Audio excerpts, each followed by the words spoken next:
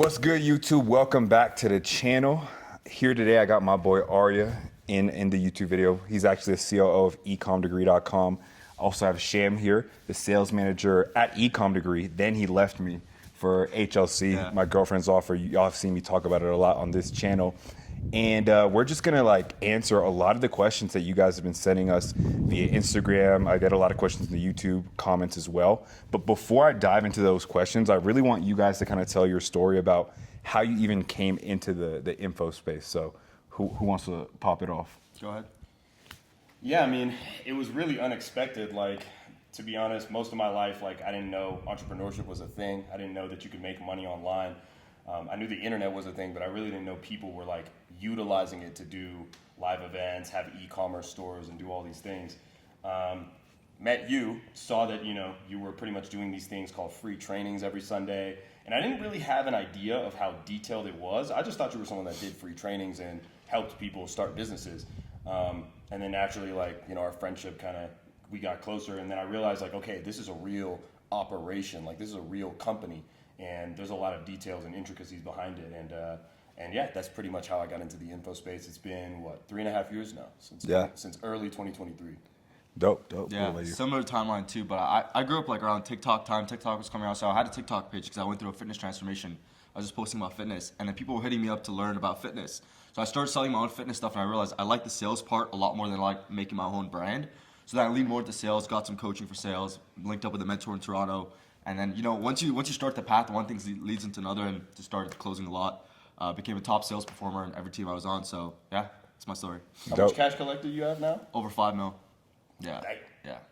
Over $5 million cash collected. Well, I got a lot of operations questions. I got a lot of sales questions. So we're going to go ahead and dive into those. And a lot of these questions too, I'm sure that we'll all have different answers.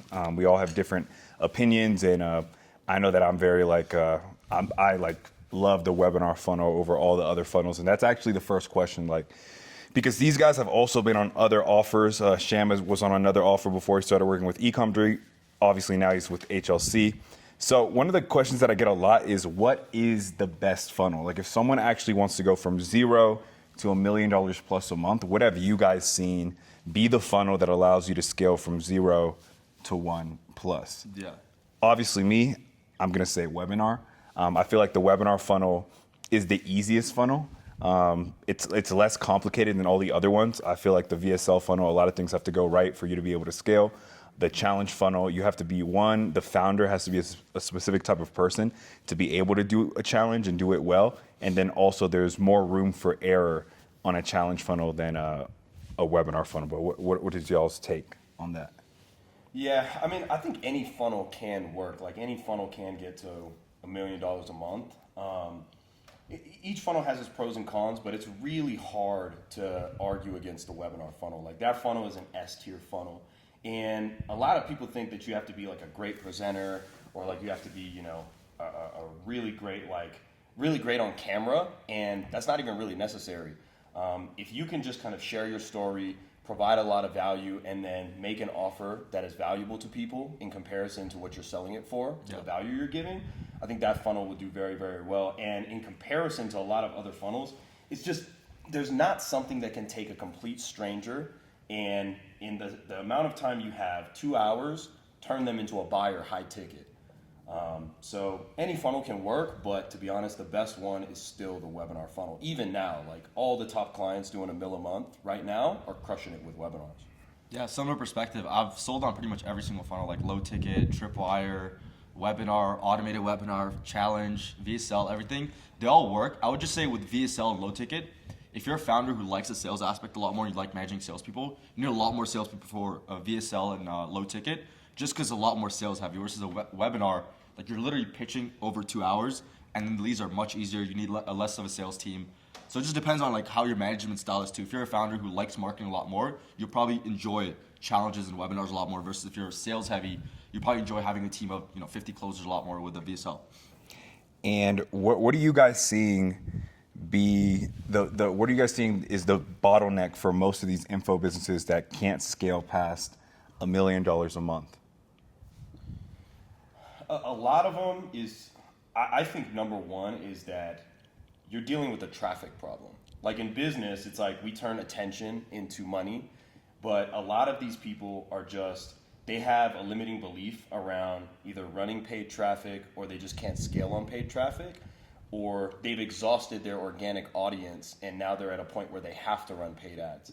So that's usually what I've seen. Like the people that have big organic audiences, they hit it once, but the consistency is the thing they struggle with. And because they just don't have the skill of marketing on paid channels, you know, it's difficult for them to get back to it and really maintain it. Yeah, I would say the opposite is also true. Like, especially if you started on cold traffic and then you don't have much of a brand, it's hard to kind of break past that barrier because no one really knows you besides a cold audience. Yeah. So if you get to $1 million a month with just cold traffic, then I would say the focus should be on building your brand much bigger as well. And then another thing is too, he could talk about this, it's really having elite high performance salespeople, because closing a warm lead is very, very different from closing someone that, you know, may book a call that came from cold. Yeah. That's a completely different sales process. Yeah, completely different. Much longer sales process too. Yeah, very, very different. You have to sell them a lot more versus them already being sold on the influencer and the opportunity. Yeah, I agree with what both of you guys said. From the way that I see it, like we went from 0 to 300K a month just because we had a great offer. The marketing was good too. It was pretty much all organic. Yeah, we were doing a little bit of paid, and it was mainly just a front end offer. Then we added the high ticket back end, which I see a lot of people in the info space, they kill it with organic. Some of them even run ads, but for some reason, they have this limiting belief that they can't sell like a high ticket on the back end. And I feel like that is really limiting them. When we added the 5K and 7,500 on the back end, we immediately went to $1 million a month, and then $2.2 million a month. That was like our highest peak. And it was through spending a lot on paid ads, having that high ticket to where we had enough margin to keep reinvesting into ads, and then also diversifying paid traffic. Like it wasn't all just Meta. It was 80% Meta.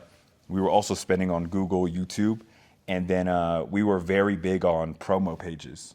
Like a lot of people don't know, but I was one of the most aggressive people when it came to promo pages back then. Like I was getting posted on 5 to 10 promo pages a day, pages like Baller Alert, World Star, My Mixtapes, and we weren't really doing a good job on like tracking the actual attribution from these pages and stuff. But like, man, there were some times where I would pay $500 to Baller Alert and I would gain 10,000 followers.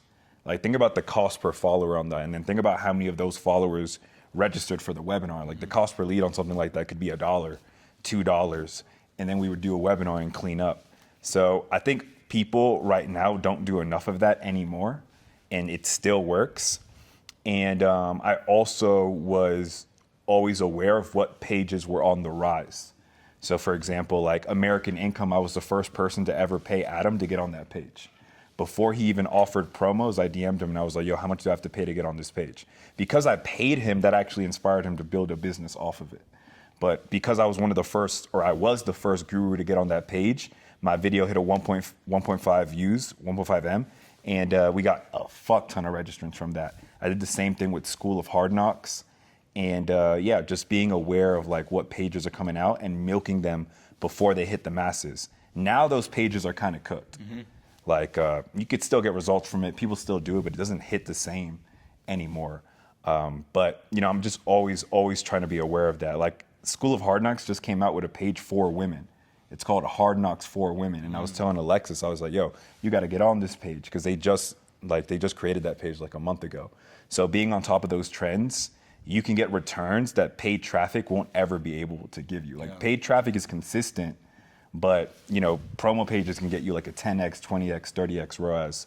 So that's another thing too. I think people just aren't as savvy on the marketing side as they need to be to like get to the next level.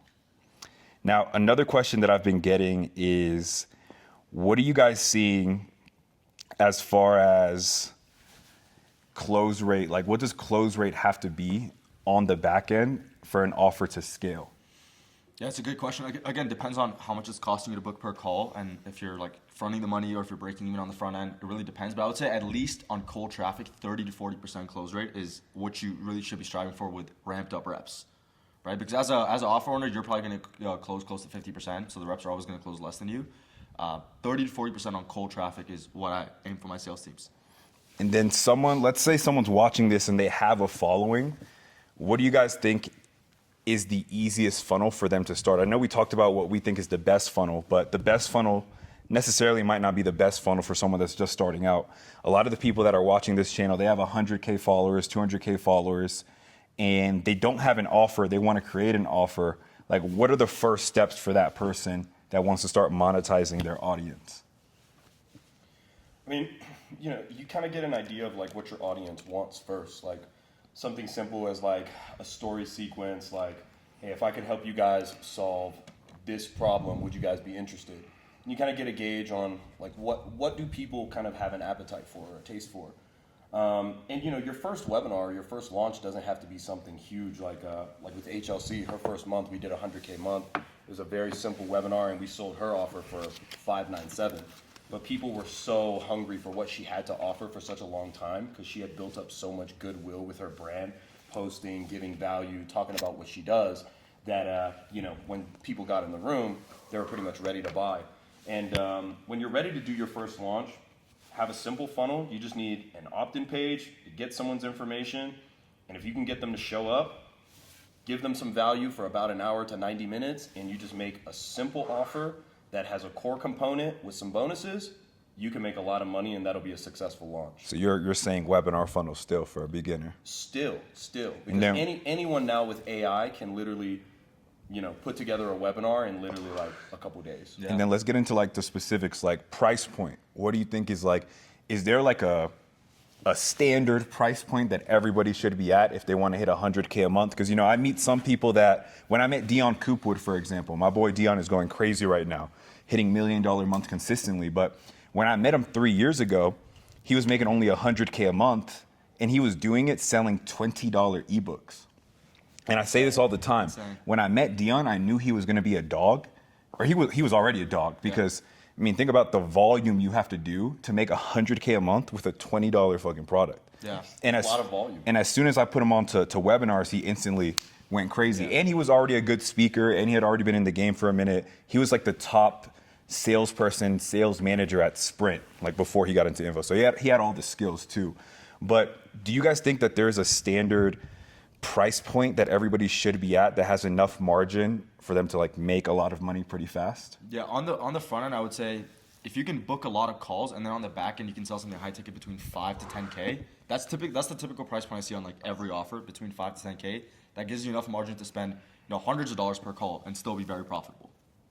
Yeah, I agree. I think if it's your first launch, like, there's nothing wrong with starting lower. Like, you don't have to sell something for a couple $1,000 or even $997. Like, when you did your first webinar, I think you told me you sold a $497 offer. It was even cheaper. It was my first webinar ever. I did $297, and I made $12,000 in a day. And that was like the most I had ever made in a day. Before that, like, I was making $30K a month. So I was averaging like $1,000 a day.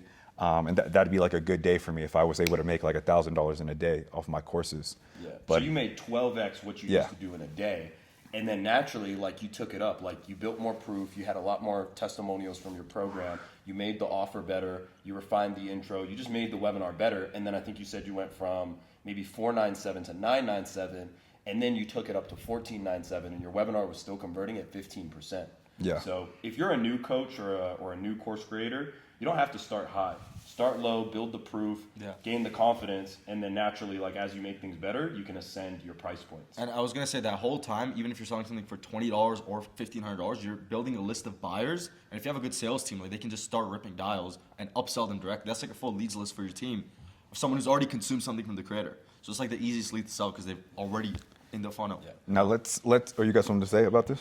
It gets now, to give these guys context, this is if you're doing like an organic launch. If you're running paid ads and buying traffic, it can get a little complex, because if you're selling something for $297, your conversion rate has to be way up. Otherwise, economically, it's not going to make sense. You're going to lose money. So, just keep that caveat in mind. Like, if you're trying to take something straight to paid, it's a little bit different. But if you're doing your first launch fully organic, and you've never done one before, you could start low. Now let's talk tech stack. What do you guys think is the go-to tech stack for an infopreneur, someone in the coaching business, CRM, dialer? Yeah, I think simpler the better. Like Calendly, if you have a Google Plus, just so you have Google Meets. Note taker like Fathom or Fireflies will do. Close CRM, Zapier, Slack. Keep it as simple as possible. That's what I would say. Yeah.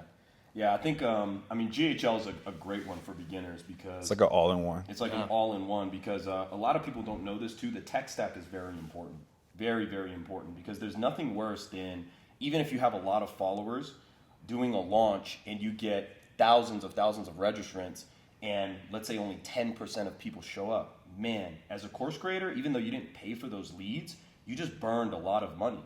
And I say burned because that's kind of how your mentality needs to be. Like, it's all about opportunity cost. Like, I'm doing my first launch and I had a chance to get an extra 20% of people in the room. Like, I just lost money. Yeah. You know, so the tech stack is very important. But I think something for beginners, like especially if you don't have a big team that's really good at tech, something simple like GHL, it's all in one. You know, you can have SMS, email, and everything you need to make sure, you know, your webinar goes well. Like the show rate is high, people get notified, people are actually getting warmed up and pre-sold before they join the webinar. That's also very important. That's another reason conversion rates are not as high too, because people aren't being pre-sold on your opportunity and your stories. So the simpler the better, like Sham said. Yeah, simplicity scales, complexity doesn't scale.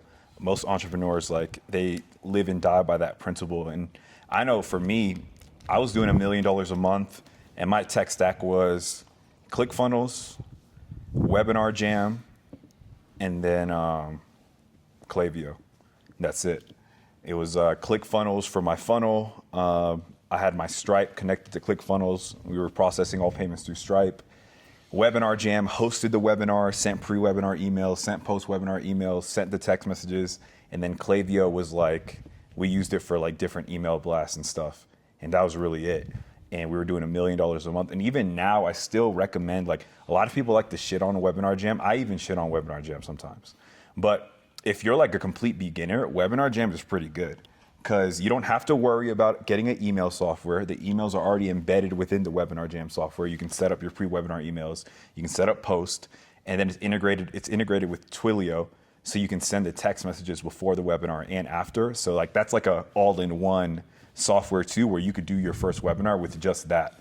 The only thing else that you would need is a payment processor like a WAP or a fan basis.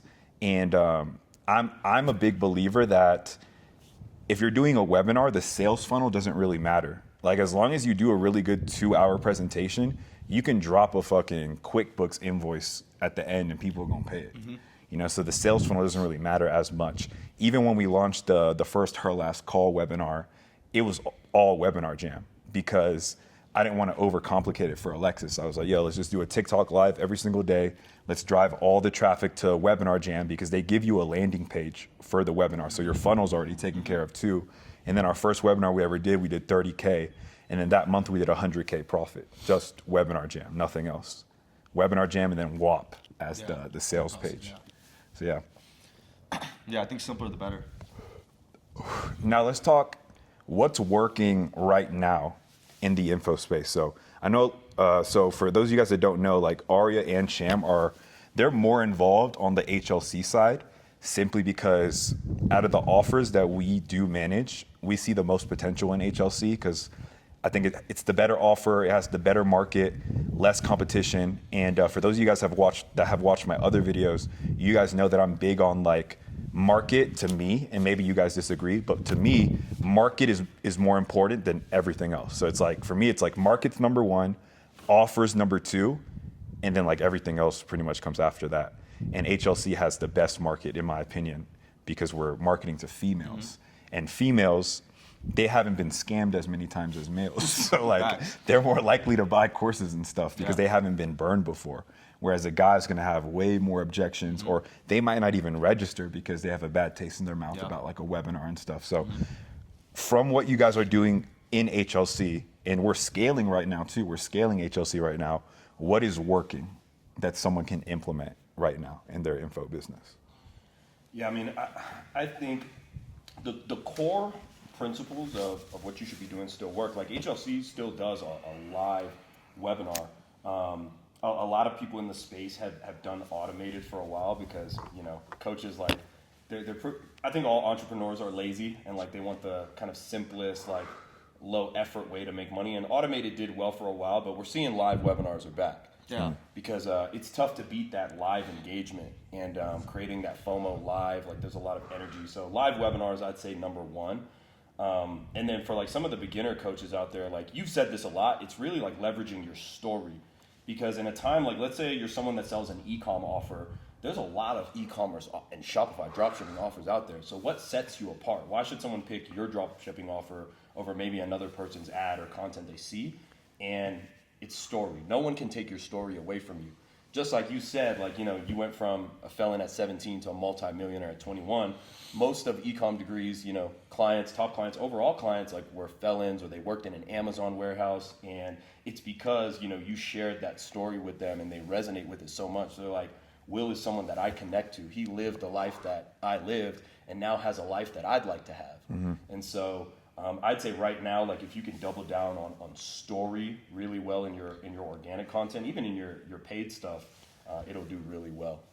Yeah, stories very important, and everything you said about like the live webinars very important as well. I would say right now on the sales side, what we did was instead of having a checkout at the end of the webinar, we switched to book a call. Mm-hmm. And then what I do with my sales team is I do daily sales trainings with them. So every single day we're working on something throughout the day. I'm checking in on them, and just pretty much being there with the team the entire day, because sales is a very emotional job in terms of if you have an amazing day, you feel like you're on top of the world, and you have 2 back-to-back bad days and you just think you suck, like you lost the touch, like you're never gonna be good again. So having those daily meetings like sets the tone for your team. Like every day's a new day. Your lead doesn't know if you closed or piffed, like or closed or didn't close. Like they have no clue.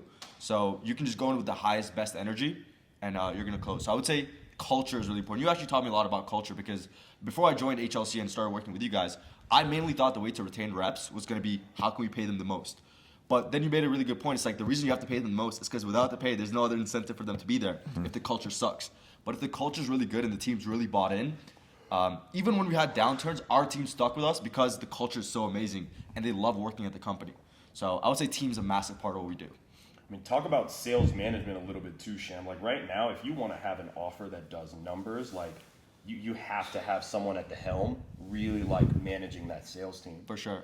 Yeah, it just gets a lot, right? Especially when we're booking like 60 calls every webinar, 100 calls every webinar. It's like someone has to be on top of managing, in charge of what is going on in those 100 calls, right? Are the reps not showing up? Are they dealing with the same objections? What do they need help with? And sometimes a team, because they're in that routine of just taking calls, they don't even know what's wrong. So you kind of have to step in and figure out, okay, what is messing up in the funnel right now? What's messing up in the sales process that I can actually help implement, make better? Like for us, before we switched to 997, we had this problem where leads were coming on the webinar, like not really understanding the business model of remote closing. So we made a pre-call video that handles a lot of their FAQs, a lot of their objections before the call, and that allowed the framing to be so good where the closers could close more confidently. Yeah, and then just to touch on like, piggyback on like what they said, I would even put story above offer. So I would say market is still number one, then it's story, then it's offer, because you can get away with having a cooked offer, but if your story's really good, people will still buy it. But at the same time, market still matters a lot. Like if you try to, in 2026, launch an Amazon offer, it's gonna be very hard, because that offer's kind of cooked. You know, that market selling Amazon coaching to men is pretty cooked, because I like dominated that market for so long. Me, KT, a couple other people, and it's just very hard for someone else to like enter that industry. But if you're a female that sells on Amazon, it's a different story. You know, you're selling to women, same opportunity, but you're able to make a lot more money because again, the market's better. Yeah. So, yeah, I agree with everything you guys said. Talk a little bit about the daily meeting that we do. I think the daily meeting that you guys do for HLC is really good. We took that from Cardone. And for a lot of you guys, that don't know, Cardone is one of the biggest e-learning companies ever. Yeah. And people don't really bring his name up when we talk about info or coaching, because I think he's just so big that people forget. But he actually does have one of the biggest info companies, if not the biggest info company in the whole space. Like he does damn near $500 million with his info company. And I think a lot of it comes to like culture, how they run their meetings, and how aggressive the sales team is. But talk about like the sales meeting that you guys do every day, like the metrics y'all go over and all that. We actually do 2 daily meetings. So one is an all hands meeting where the CEO actually jumps on as well, and she leads the meetings every single day. So that's, again, going back to culture, like that's the thing that sets the culture, right? The CEO is there on a meeting every single day. The entire team shows up, from salespeople to marketing, everyone, customer success. That's a really big one. And right after that, we go into the sales meeting. What we really do is we look at the previous day, look at how many calls we booked, how much we closed, what our pacing targets are. And then we just go based off that. And then we do call reviews every single day. We do script drilling. That's a big thing too, because the pitch of any offers should be pretty repeatable. Like when a new rep comes on, like I let them run the process with the checkpoints, but the script is something they pretty much read word for word because it's just been perfected after thousands of calls. So that's something we drill a lot. And you're on those all hands too. So like, what are you going over on the all hands? Yeah, so for me, I go over all the marketing metrics, like how much we spent on ads yesterday, how much total we're spending towards our upcoming webinar for the week.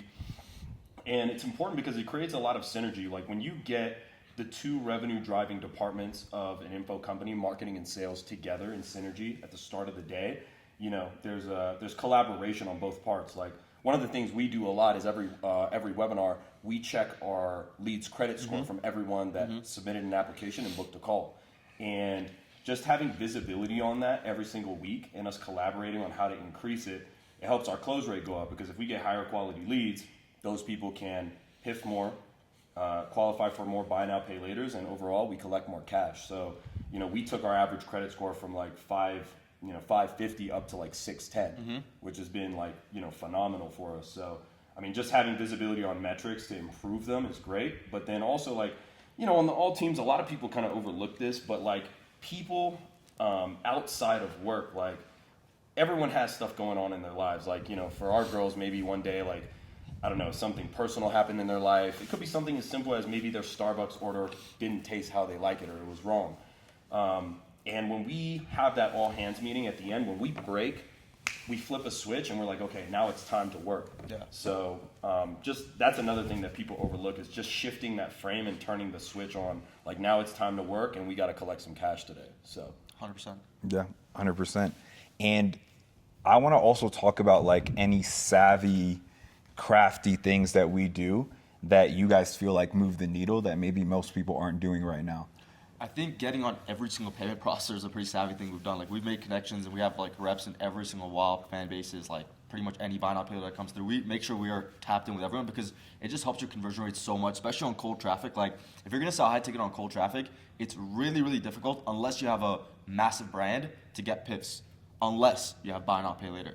So the good thing Ari and I have done is made a lot of good connections with everyone on every single payment processor. So what are some of the buy now pay laters you guys are using? Right now we're using Affirm, Clarity Pay, Klarna, Split It, and then we also run the Amex card play. Gatekeep that one maybe. Maybe we'll share that later. What are some savvy things you think that we've done maybe in the past or right now that can move the needle for someone that's watching? yeah, I mean, as far as like savvy stuff, like LeadFi has been really good. LeadFi has been really good. Having data and a lot of like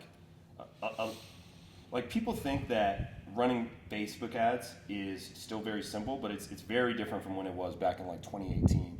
Like when impression costs and just the cost of like buying traffic goes up, you have to get a lot more strategic in how you operate. And one of the things we did was when we implemented LeadFi, it just helped us not only get better quality leads in the room, but now we take that data and feed it back to Meta. So like we tell them, this is exactly the kind of person that we want now. Yeah. And that just helps us literally just get better quality clients and collect a lot more cash. Whereas in the past, we used to not do that, and it was a lot harder to close high ticket. Yeah, and piggybacking off that, like going back to like the synergy between marketing and sales, like if we have a week where we have a bunch of bad calls and we have a bunch of bad outcomes, we'll listen to the calls back for like, okay, what were the common objections? What were the things that people were bringing up? Feed it back to the creative team, and then they can make the creatives that target those objections and those kind of audiences differently. So I think having good synergy is very important. That's like the craftiness, I would say too.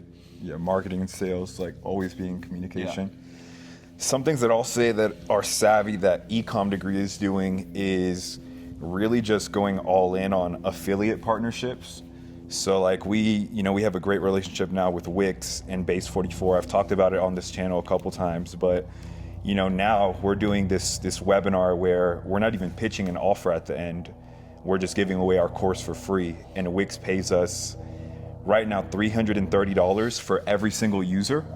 And that took our conversion rate on our webinar from like 5% to like damn near 30%, sometimes 40%. So we're able to liquidate all ad spend every single week, sometimes even make money just off the Wix signups.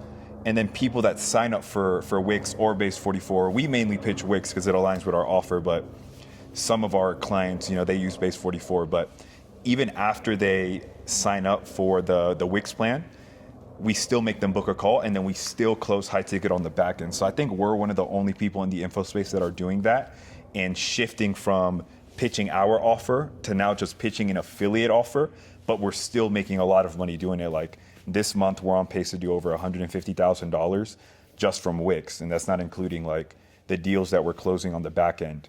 Yeah. Even the partnership that we have with Prime, like we're literally at my boy Steve's mansion here in Utah. That's where we're recording this. That's why you guys are seeing the crazy views behind us. And Steve, he owns a company called Prime, and they help all of our students get LLCs. So we're increasing our revenue per lead by funneling every single customer that we get to Prime as well. And they're doing outbound, they're selling those leads on getting an LLC, which increases our conversion rate on the high ticket because they're also repitching them our high ticket offer. But also we're just milking the lead even more there. And I think a lot of people in info, they may be making a lot of money, but they're missing out on a lot of affiliate income where they could just add one strategic partner, and without even putting in a lot of effort, they can make more. So, Will, question for you. If someone wants to make a strategic partnership like that, how would they go about doing it? Yeah, so as far as Wix and Base 44, we're helping people get onboarded into that. You do have to already be pushing a good amount of traffic to your offer because Wix wants people that can actually drive users to them. But if you are already making some type of money in info, you can just reach out to me and I can connect you to Wix or Base 44. And even Prime, too. I have a great relationship with Steve. I mean, he wouldn't let us just come to his crib if I didn't. I think that's a great offer for everyone because most of you guys that are in the coaching space, all of your students need LLCs as well, especially if you want them to be able to like write off the investment that they just made into you, which is another selling point for you as well to increase your conversion rate. But even all these other affiliate partners that maybe I don't have connections with, simply by reaching out to them and showing them that it's a win-win for you guys to work together. You never know. They could pay you a CPA per user, like how Wix does with us. They might be willing to cover some ad spend. At some point, I had WAP covering 50% of ad spend to a funnel that I was running with them. And that was just a negotiation. Remember, we went to their office and we kind of just pitched it to them, and we closed that deal. So a lot of these affiliate partners, they have money. A lot of them have raised money, right, from these different VCs. So they have money to spend. And if you negotiate a win-win situation, you can tap in to those funds that they have. So that's something that I see people like aren't really doing that much. Now, another thing that I wanted to ask you guys about is, what are you guys seeing on the HLC side as far as like front end or front end marketing on the organic side that someone could use right now to like get more leads organically or make more money on the organic side? Like I know for EDU, I think YouTube is big. I posted one YouTube video and we made $250,000 off the back end off one YouTube video. And paid ads are great, cold traffic is great, but I think there is an art behind the organic too, to where you can make an extra 6 figures a month profit if you have like an organic strategy. For sure. I would say even just today we got 15K just from the DMs from HLC. So IG is a big one for our market because a lot of women are on Instagram a lot. So I would say Reels to reach out to new women, and then Stories to talk to existing followers. That's what's been working really well for us. So all the Reels that Alexis posts is all to get more attention, get more eyeballs on HLC, and then the Stories where she's talking to them one-on-one and then getting them on either a webinar or talking to the DMs. A really good sales team, so our setters are constantly booking calls through DMs. Yeah, I'd say the DMs and story sequences are great. Like, as far as organic strategy, it's like, man, you can still crush, like, with collaborations and getting yourself in front of other people's audiences. And the best Great one, point. I think, is podcasts. Great point. Man, when you're on a podcast, you have so much opportunity to sit there and really, like, educate the customer and talk about, like, some of the misconceptions about, like, the opportunity or the industry that you're in. And it's great also because after you get the podcast, now you have all those clips. And so you can really push distribution because now you have long form and you take all that and then you push it out short form too. So I would say, like, get yourself in front of as many other people's audience as possible, but then take that and leverage it and then follow through on other channels like Will said. Take those, post those on your own page, but then those best posts, you should be taking those and running those as paid promo. So I would say podcasts are really doing well, but don't forget to like follow through and take that extra step, because you already did the podcast. But if you're just not utilizing it well, it's like, man, missed opportunity there. I was going to add on to that. Podcast also gives so much authority. Like, even if you get a podcast that only gets 1,000 views, 500 views, like those people that sit through a 2-hour-long podcast, they believe you have authority on this topic. Like, they're sold on that. So I agree. Yeah, I mean, I think you can make multiple because there's a lot of people here that maybe don't want to run paid ads, and that's fine. You can make multiple 6 figures a month profit just off organic. I mean, I've done it before. And back then, like from 2020 to like 2022, like I'm tooting my own horn, but I feel like I was one of the best organic marketers out there when it came to like really milking the organic side. And it was because I was aggressive, going back to what I was saying earlier. Like, I wasn't just relying on paid ads. Like the paid ad stuff, if you have a media buyer on your team, if you have someone running ads for your company, like there's really not so much that you can do to help them. Like, yeah, you can send them creatives, but what are you doing as the founder or as the marketer in this company and what are you doing to actually push the needle forward outside of paid traffic? And for me, I was on every fucking podcast that you could get on, bro. Like I was on Caleb Johnson's show. I was on the Marvin or Francois. I was on Earn Your Leisure, and then all the $1 million worth of game. Like, and that was like a move that once I got on every single business podcast that you could get on, I was like, okay, I've been on every business podcast. How can I get onto a podcast that I know my competitors can't even get on? And then that's when I got $1 million worth of game, which was like a celebrity podcast. And that really, associating myself with celebrities also took my brand to the next level. You know, we started getting lower cost per lead on everything, and just, you know, I was getting leads from everywhere. Like the ads are running, but I'm getting leads from this podcast and this podcast and this podcast, because these are all like evergreen webinars that are running on YouTube that are getting you leads every day. And I was very good with making sure that they would go viral, because I didn't really care if the podcast itself would go viral on the podcaster's own pages, because I knew that I would say something on the podcast that I could clip myself and it would go viral. So like when I went on $1 million worth of game, I clipped it myself, and then I threw it on Baller Alert, I threw it on World Star, and I threw it on Hollywood Unlocked, and I made it go more viral than it really did. Like, I think that podcast that I did with $1 million worth of game got 300K views, but I generated tens of millions of views through the clips by just posting them across these different promo pages.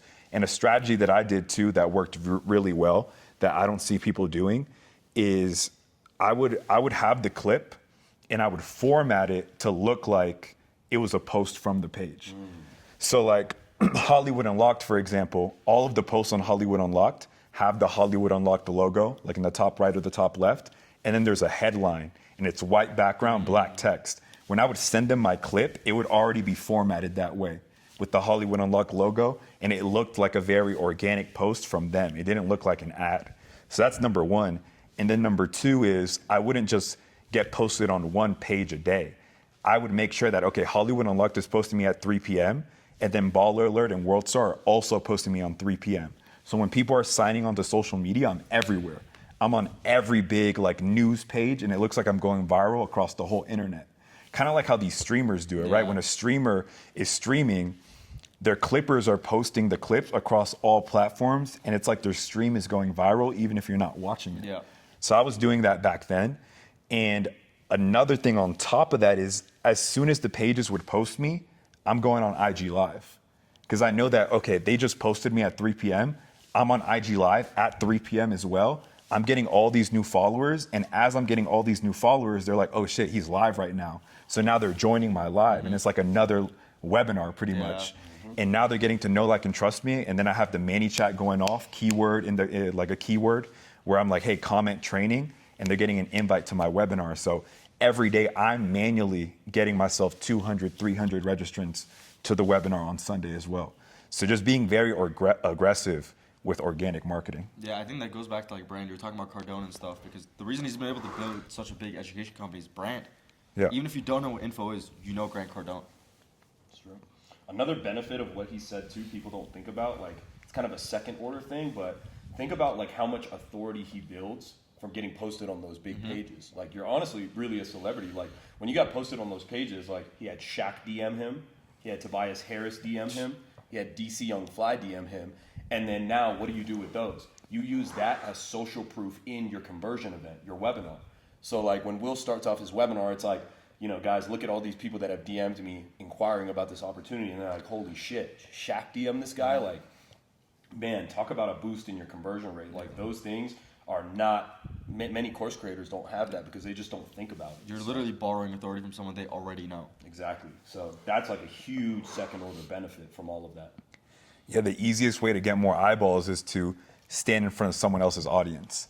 Not enough people talk about that. Now, I want to wrap this up. Like, what do you guys think is or what would you say is your biggest tip to someone watching this right now that wants to go from maybe 100K a month to 500K a month? They want to 5X their business. What's like one of the quickest things that they can do to do that? Hire a team. I think that's something you've done a really good job of, hiring really good people who like what they do and like their department so that you can focus on growing the brand. Because at 100K a month, you're probably doing everything yourself, which is fine. But to get to 500K a month by yourself is quite literally impossible. So I would say getting a really good team.